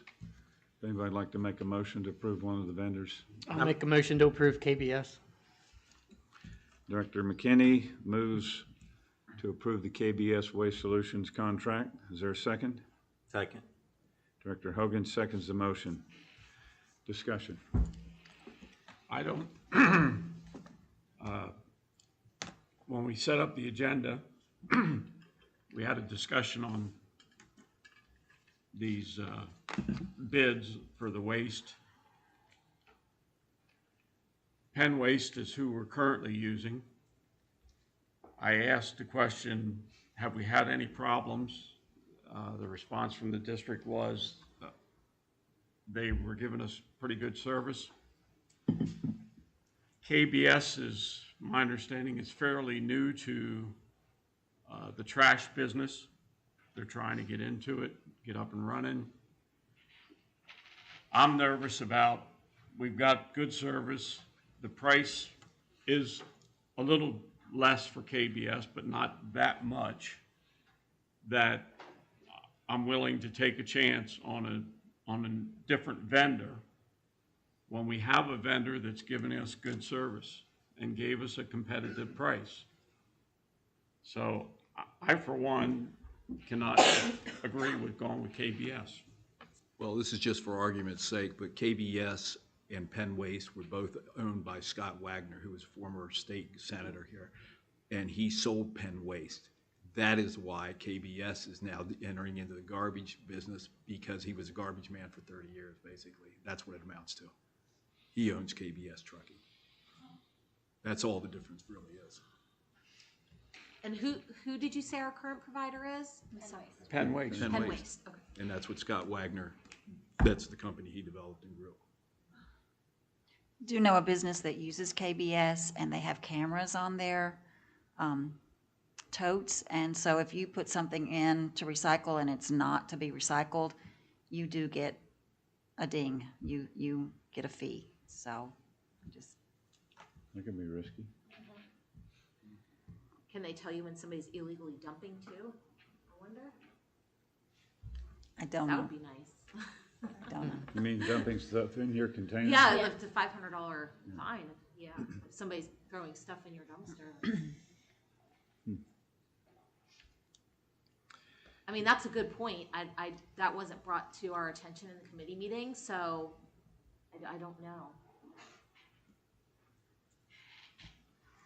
All right, any further discussion on the motion to approve the KBS contract?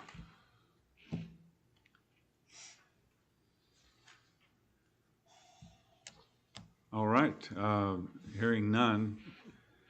Mrs. Almond, will you please call the vote on this? Somebody's gonna throw stuff in there they're not supposed to.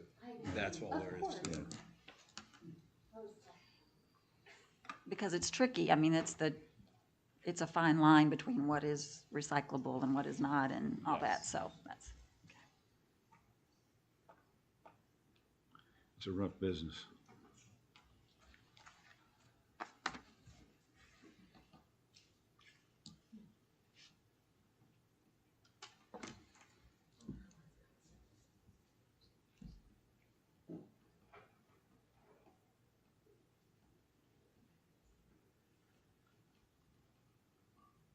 Three yes, 5 no. And the motion fails. Is there a motion to approve another vendor?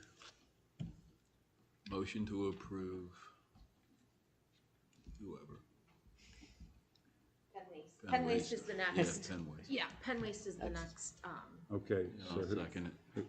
Okay, so Director Meese. I'll make a motion to approve. Director Meese moves to approve Penn Waste and seconded by Director Wolverton. Any discussion?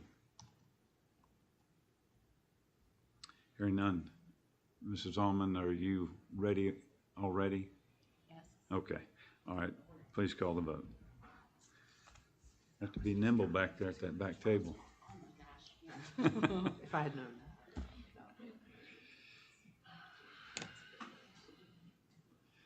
So just to be clear, this is a motion to approve Penn Waste Removal Service Agreement.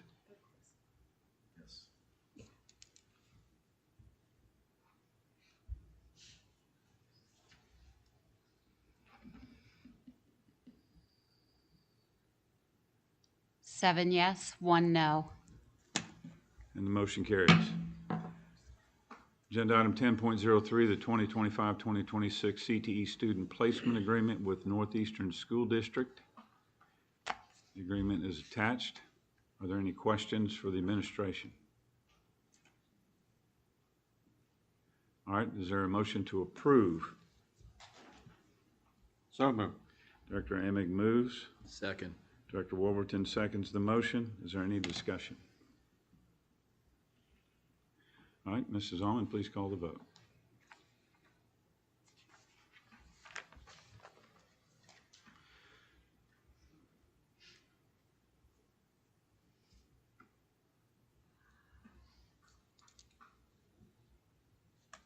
Eight yes. Motion carries. Agenda item 11.01, the 2025-2026 High School ATSI Plan. This is the plan that Mrs. Fasek briefed us on. Is there a motion to approve? So moved. Second. Director Emig moves. Director Wolverton seconds the motion. Any discussion? Mrs. Almond, please call the vote.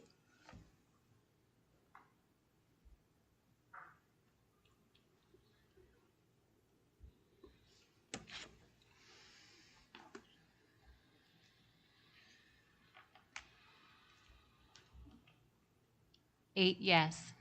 The motion carries. Agenda item 11.02, the 2025-2026 Standing Orders for Emergency Care and Communicable Disease Regulations. Is there a motion to approve? So moved. Second. Director Emig moving, Director Wolverton seconding the motion. Any discussion? Mrs. Almond, please call the vote.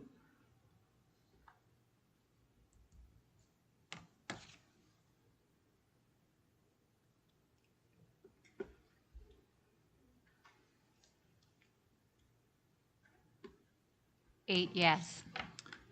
Motion carries. Agenda item 11.03, Emergency Operations Guidelines, Dover Area School District Multi-Hazard Plan. Plans attached. Any questions for the administration?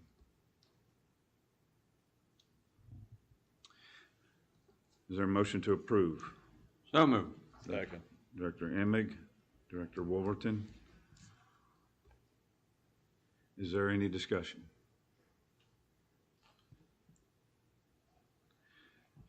Mrs. Almond, please call the vote.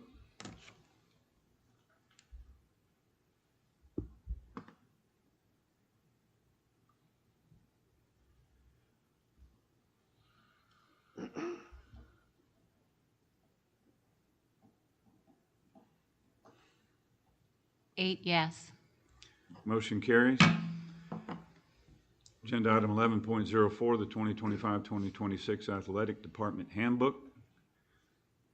Handbook is attached. Any questions for the administration? Motion to approve. Motion to approve 11.04. Director McKinney, that was pretty quick on the draw. Second. It's Uh-oh. it's athletics. It's athletics. I wanted on that one. Okay. Director McKinney moves. Director Emig seconds the motion. Any discussion?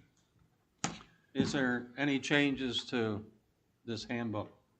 Just updating of staff and updating of emergency operation plans with AED placements throughout the fields. Thank you. You're welcome. Okay. That was Director Weisling answering that question. What's that? Dr. Weisling. Dr. Weisling, I'm sorry. Aren't you an athletic director? Oh, Okay. I'm Yeah. sorry. Gotcha. Well, okay. Yeah, you I were won't- I right. won't make an You issue. were right, I was wrong. I don't say that very often. Matter of fact, that's the first time I've ever heard it. Yeah. all right. Yeah, just ask my husband. He'll tell you the same Please thing. include that in the minutes. All right. Any discussion? Further discussion? All right, Mrs. Almond, please call the vote. Little levity is good.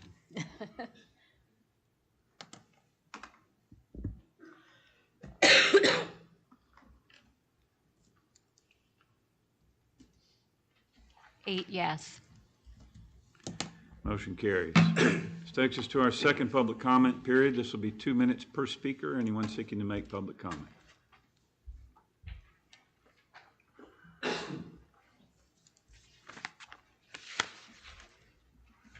James Yinger, I signed in. Just to wrap up my previous presentation, I know the board has already voted on the EIT, Earned Income Tax Commission. I asked you to reconsider. I checked with Mr. Pratt when I came in, and really you can still make the timeline of September 4th.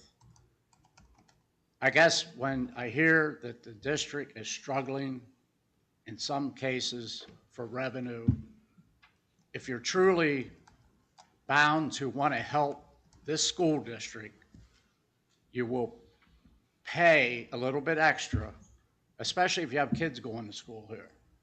I know I would, because personally, I want them to get a good education. I don't want to have to be hearing next year about cutting this and cutting that. The clock actually started the day you guys voted for the last budget. It is ticking.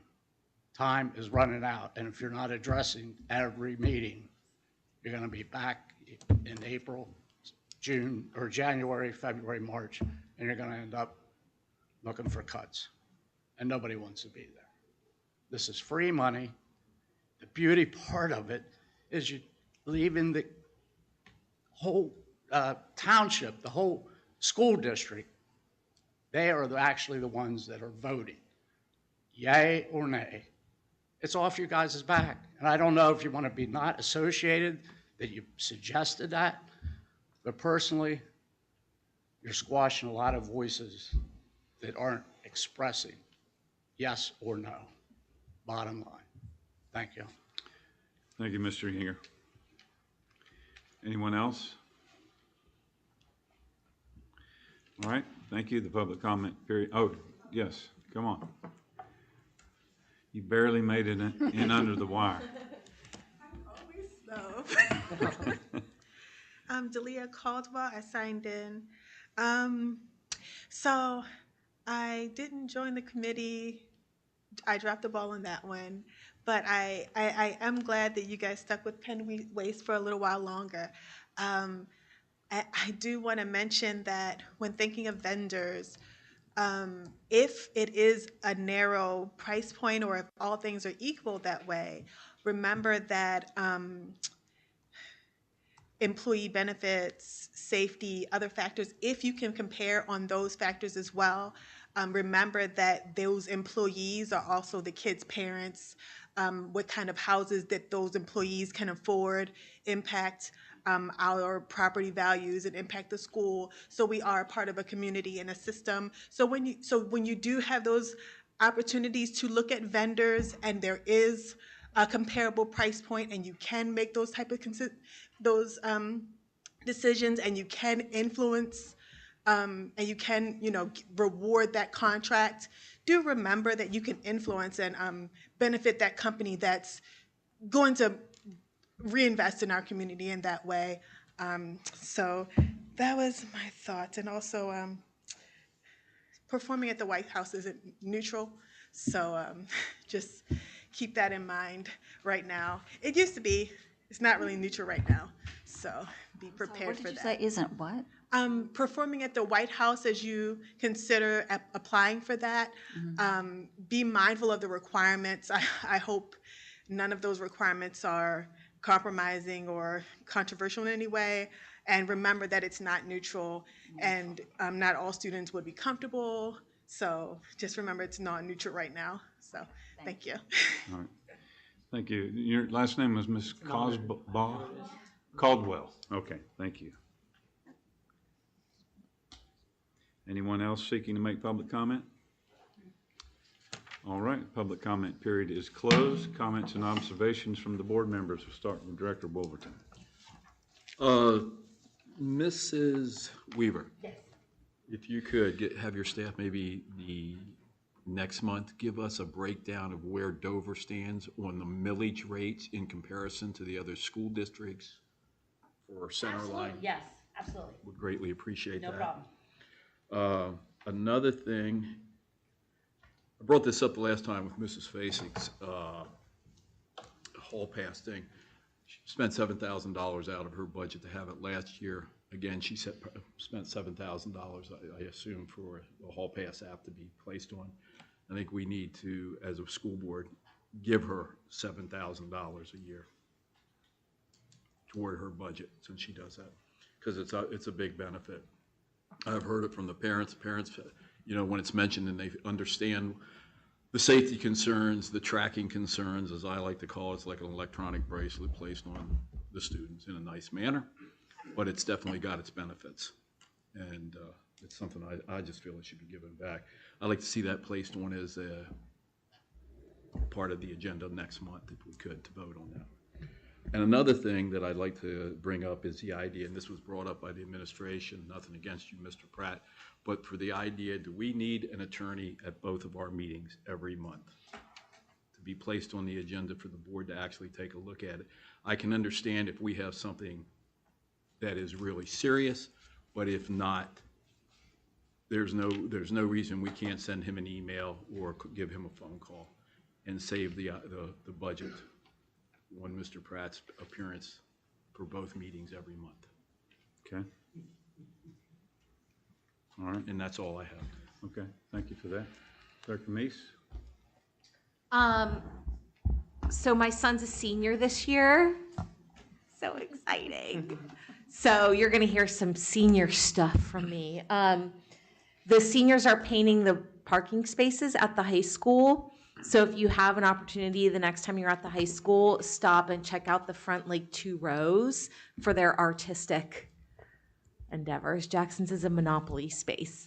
It's called Par Place instead of Park Place. I know. He's so creative. Also, he's a member of the marching band this year, so I'm now a band parent. So I'm really excited to watch that organization, and they did a phenomenal job. So I encourage everybody sitting here and whoever's listening to go out and experience one of their shows at halftime at one of our home games. So that's all I have. All right, thank you. And good luck to all the teachers I'm excited. It's going to be a great year. Yeah, I think it will be. Director McKinney? I am also a band parent and a parent of a senior. So we'll sit together at the games. Twin powers. So just welcome back all the teachers and students. It's going to be an exciting year, I think. It's going to be a good year. So other than that, just waiting for sports to start up again. So. Very good. Very good. Dr. Howe, do you have anything? Just a reminder that tomorrow we are welcoming back the entire Dover Area School District family. We have our opening day breakfast, which of course the board is invited to attend. You can help us serve breakfast or mingle. Wash dishes if you'd like. So we're just very excited to welcome back all of our teachers. And time, breakfast begins at 7:30. And just a reminder that Monday is the first day back for kindergarten, 6th grade, 9th grade, and 12th grade. And Tuesday, we're inviting everyone back. And we're very excited. It does get a little boring here without the kids. So we're excited to have them back. That's all. Thank you, Dr. Howe. Dr. Kindig? The gentleman came tonight from the Tax Commission. I personally feel pretty bad that this board formed a tax commission. They met 4 or 5 nights, volunteered, and at the end of the day, the board rejected the recommendation of the tax commission. I'm baffled by that, and I feel very sad for those folks in the community that volunteered their time, put a lot of time and effort in, and then this board said, thanks, but no thanks. Thank you. Director Hammond? Director Meese, I will say that due to me and my job driving school bus for Central, I cannot attend the football games Friday night. However, there are 3 band shows that I do transport, and I will be at all 3 of them band shows. So I will get to see the Dover Band. Very good. Dr. Miller? I'm excited about serving eggs tomorrow to the teachers, and I'm ready for another school year to get started for everybody. And Meet the Teams night. Don't forget Meet the Teams night. It's a fun night. It's a great way to get the school year rolling. So Is that at 7? 6. On the 20th, it's usually 6 or 7. 6:30. I wrote it down. Hold on. 6. Thank you. I'm so glad you're here. I owe you big 6 time. o'clock? 6 o'clock. When is it? August? 6 o'clock on August 20. Yes. All right. 6 o'clock. Okay. Very good. Yes, the band's part. Anything else, Director? No, I'm Miller? done. Thank you. Okay, thank you for bringing those things up. Director Hogan? Yeah, just like I have two things here. First, the performing at the White House would be a great honor regardless of who's in office. To spotlight our community and the nation would be pretty cool. So hopefully that goes very well for Ms. Roberts.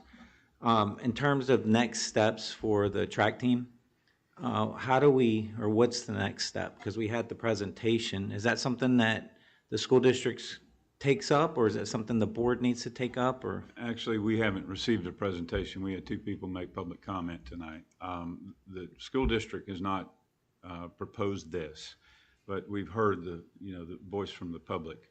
So I think that we would need a recommendation from the school district if they want to go in that direction. Do you want to take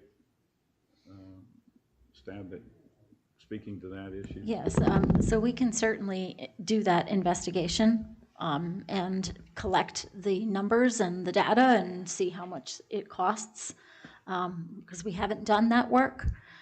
Certainly from a school perspective, I would love a junior high track, but we have to look at the money and what we can afford. And I don't know what that dollar amount would be. So I think our next step would, if the board is interested in having the administration look into that and look at the numbers and see how much it would cost, that's something we can certainly do.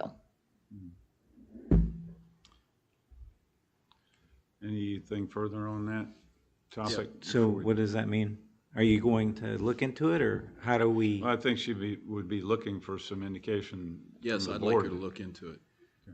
Yeah, I can say as a parent of 2 runners now that that's a sport that includes everybody. It's a place where anybody can participate and find their spot and open up, and it's just a great atmosphere too. So I would encourage moving forward with trying to get that for our junior high. Any other directors want to speak to that? So we've got 2 directors asking for it. I think we need some information to make that decision. So yes, I would like to see the numbers. See a proposal, okay, and then recommend it, okay. We can certainly do that. Okay. I have 2 other things to. Okay. One is for Dr. Howe. I'd like you to address why we start school one day for certain students and one for another, because I've been asked that. So the kindergarten and 6th grade and 9th grade, this is their first year in that new building. There's a lot of anxiety that comes with that, especially when they're going to a much bigger building.